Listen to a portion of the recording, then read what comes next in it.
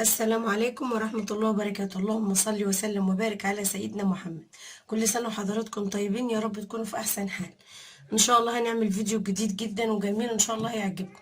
طبعا أنا عملت مع حضراتكم الزبادي قبل كده، زبادي السحور في رمضان، الزبادي اللي هو العادي. النهاردة هعمله زبادي بالفراولة.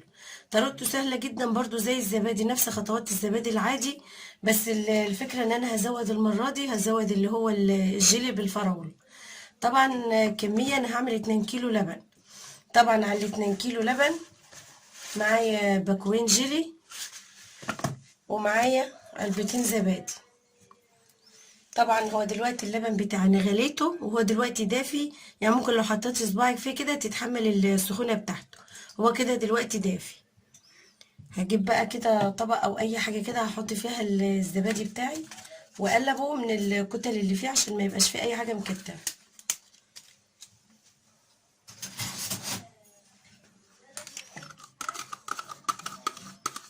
عشان لما اقلبه بره كده يتوزع كويس في اللبن بتاعي. هو نفس خطوات الزبادي العادي برضو انا عاملاه معاكم قبل كده.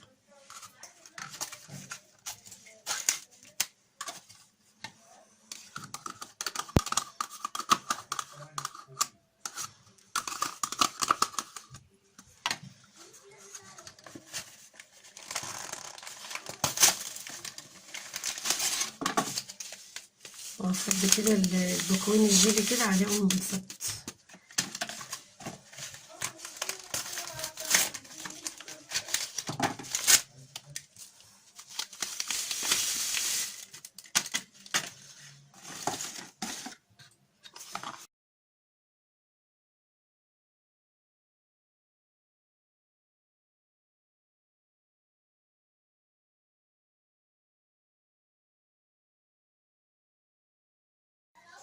ده انا كده قلبته كويس، هنزل على اللبن على طول.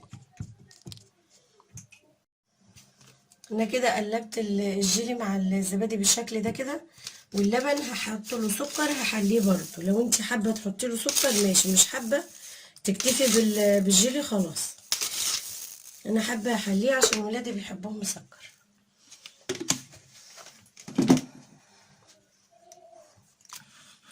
وهنزل كده بالخليط بتاعي واقلب كله مع بعض.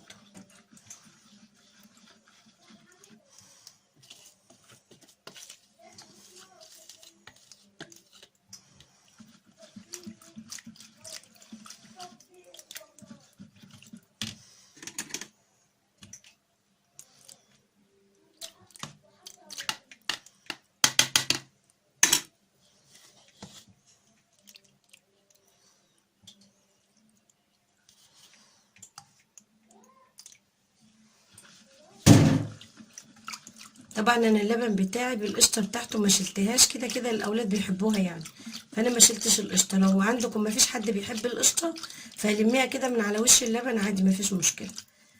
انا كده حليت اللبن بتاعي وحطيت الجيلي على الزبادي وقلبته من الاول لوحدهم، وحطيت كله هقلبه كله كده كويس مع بعضه. وبعد كده هحطه في الاطباق بتاعتي. عندك اي اطباق بقى حطيها فيها كوبايات اللي موجود عندك، فلازم تقلبيه كويس كده عشان الخليط يتجانس مع بعض.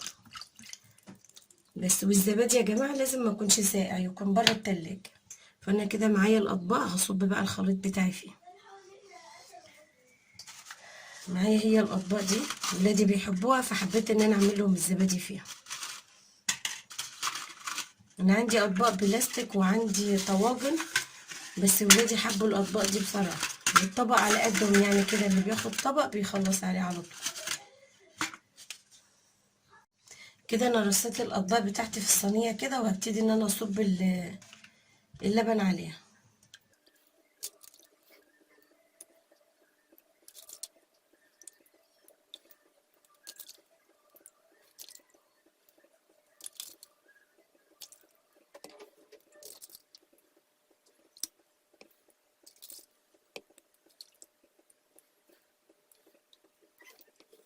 كده خلاص انا خلصت كده الاطباق. انا هخليهم كده زي ما انتم شايفين على الرخامه، وهجيب صينيه تانية وهغطيهم بيها. هغطيهم نفس الطريقه بتاع الزبادي العادي برضه. هجيب صينيه هغطيها بيها، واروح جايبه بطانيه عندي صغيره اللي هي بتاع الاطفال دي، هحطها اطبقها 4/4 كده واروح حطها عليها واغطيها واقفل عليها المطبخ لحد بكره الصبح ان شاء الله. وده شكل النهايه يا جماعه الفيديو بتاعنا، يا رب الوصفه تعجبكم. بالف هنا وشفا، والسلام عليكم ورحمه الله وبركاته.